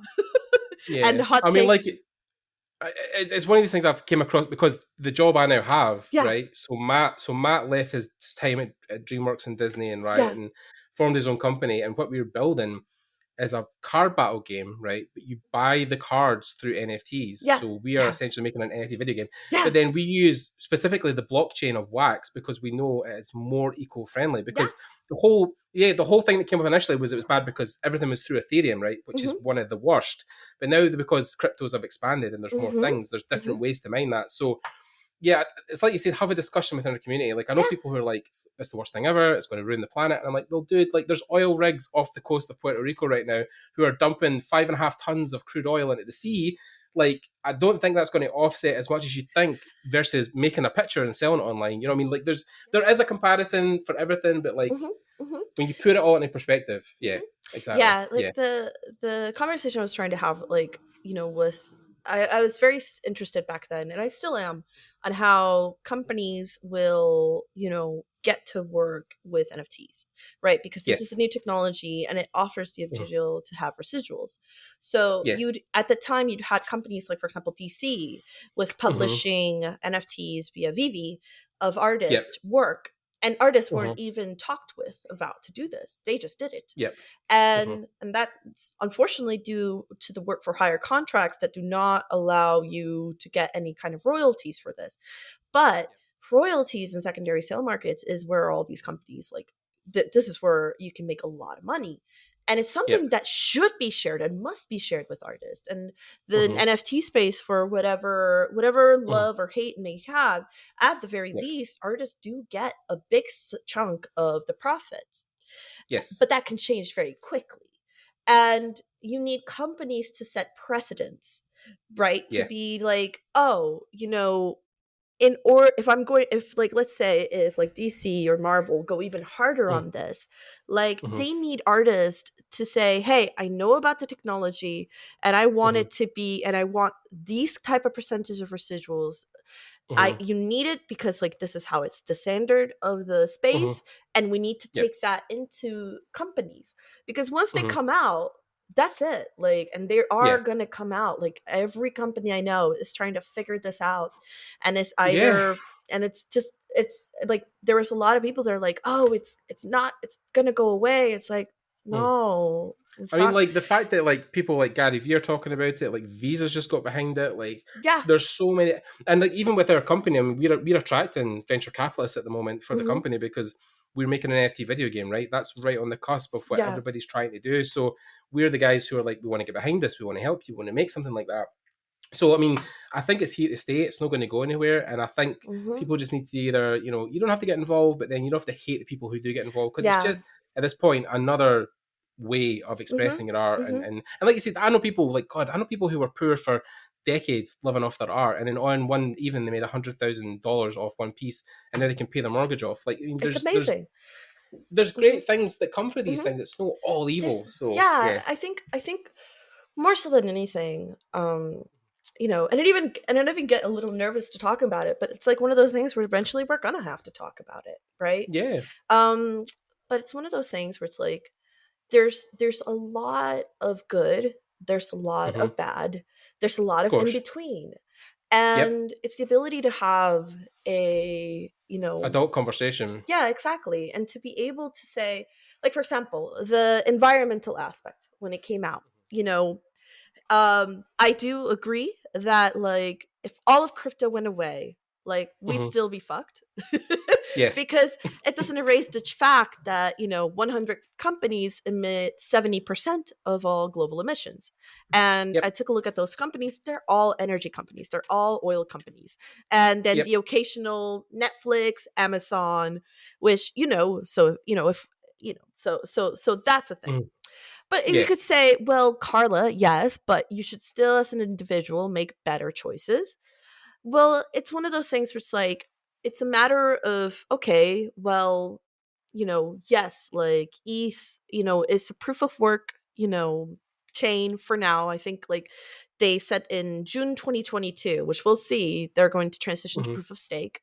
And for those, Right. who don't know, proof of stake is a different way where, like, the blockchain reaches consensus, which is basically all the nodes agree that they're correct. and it, like, some of them can get as efficient as, like, oh, any transaction is like turning on a light. Some of them can run in, like, machinery, or like in, like, a Raspberry Pi, which is basically like powered, like, using your cell phone, and that's an entire blockchain. So, like, it's getting to be more efficient. Mhm. Bitcoin has no plans of being efficient. That's proof of work. But so, like, let's say you're still like, oh, but ETH and you doing this, that's still very harmful. But, Mhm. like, number one, I don't believe that individual choices, Mhm. uh the individual should be held accountable Mhm. for, saving the planet.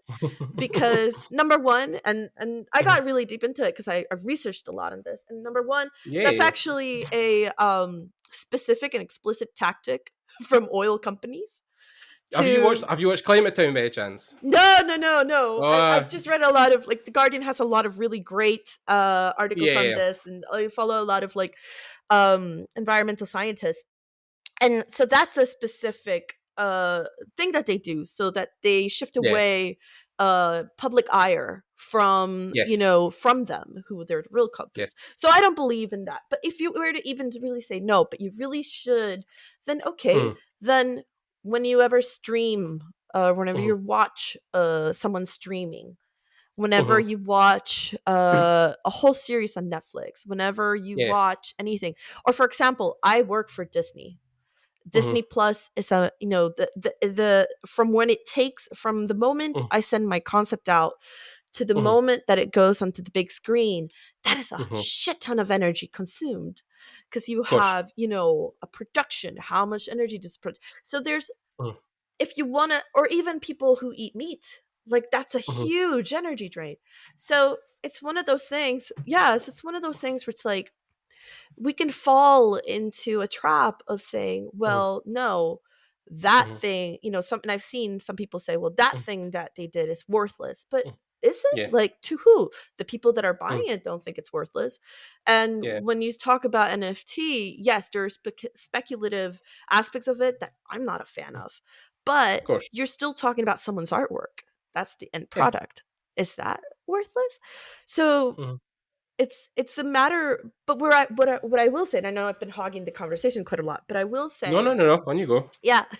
But what I will Mhm. say is that I do appreciate the criticisms because they're valid. Like, right, like, for Mhm. example, no matter how we feel about it, we do have to transition into more, like, energy savvy and energy, smart consumption of energy society.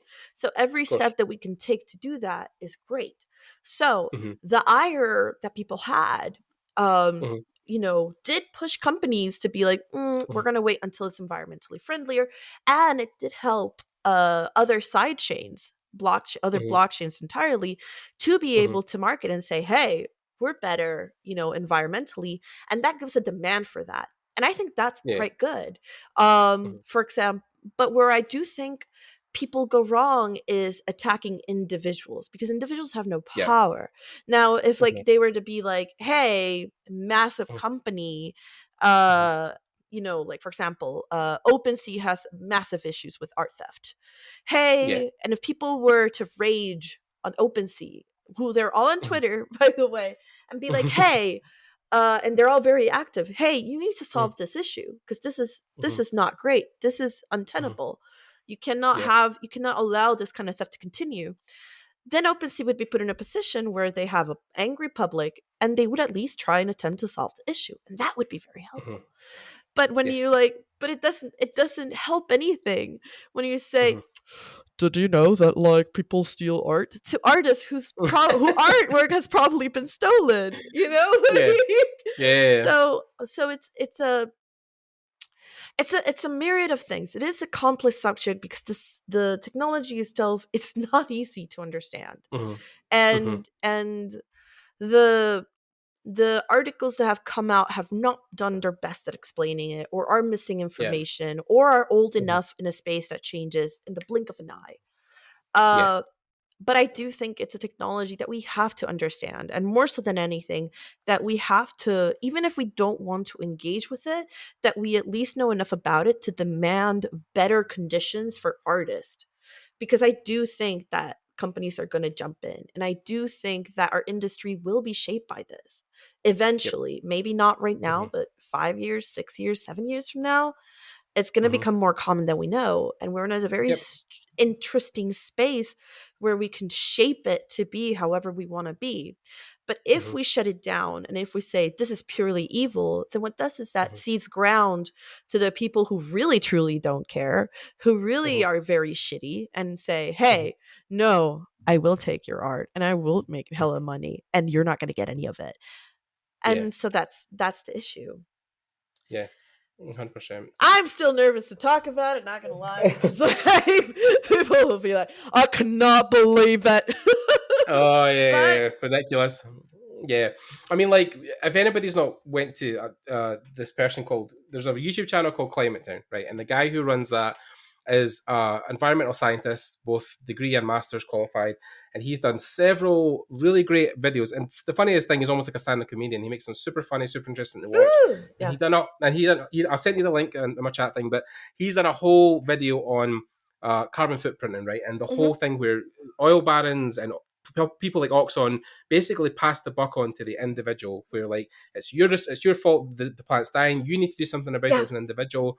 But then we're like, you're billion-dollar gas and oil companies, we cannot change the world on the level you can. Like, if you change or dump oil one day, that's going to offset our carbon footprint by like 50 years. There's no way we can win. So the whole idea that NFTs are evil and we inherently are evil for taking advantage of that technology is bullshit, in my opinion. I wouldn't have went to work for Matt in this game and this project if, we're doing stuff beyond the NFT space. We're also making video games and working on movies and animated series. But the NFT space right now, we chose to go on wax because it was cleaner, because it was something that was more efficient.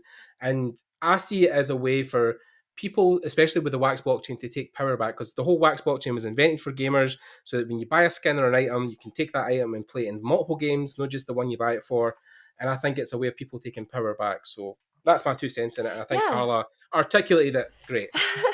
I mean, it's one of those things where it's like, again, like the debates are good, and obviously we've already put the caveat that anything of basic human rights, no debate necessary. There's a very clear moral stance to that. But when it comes to subjects like, for example, technology, the way that I see technology is a tool to be utilized. There are some technologies that I do wish didn't exist, like, for example, nuclear bombs and things like that, where it's like, our world would probably be a better place without it. Maybe, but someone will probably say, but it's a deterrent, and maybe, who knows? But I do know that, like, the technology is out, and it's a tool to be utilized for either good or bad, either in unethical or ethical ways. Mm-hmm. And I think it's one of those things where it's like, debate is good because it does help us, kind of Mm-hmm. see the failings of something. Like, for example, why is this, so energy consumption, and it's mostly ETH because Wax isn't that. Solana isn't that. Near isn't that. So many blockchains aren't that, but specifically ETH, which is the big one, and that's where the big collectors are.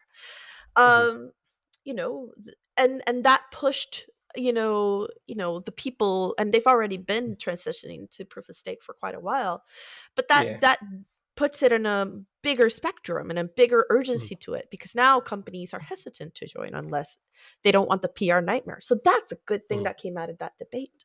Other things that are good about it, like making sure that like the space does follow through and does help artists, because the idea is, this doesn't help artists, but then that puts the people who are creating these things to be like, no, I will help artists.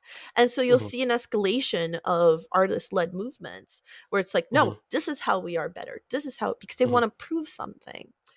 And it's just one of those things where it's like, it is good overall to understand the criticisms and where it comes from and really try and shift things to be better.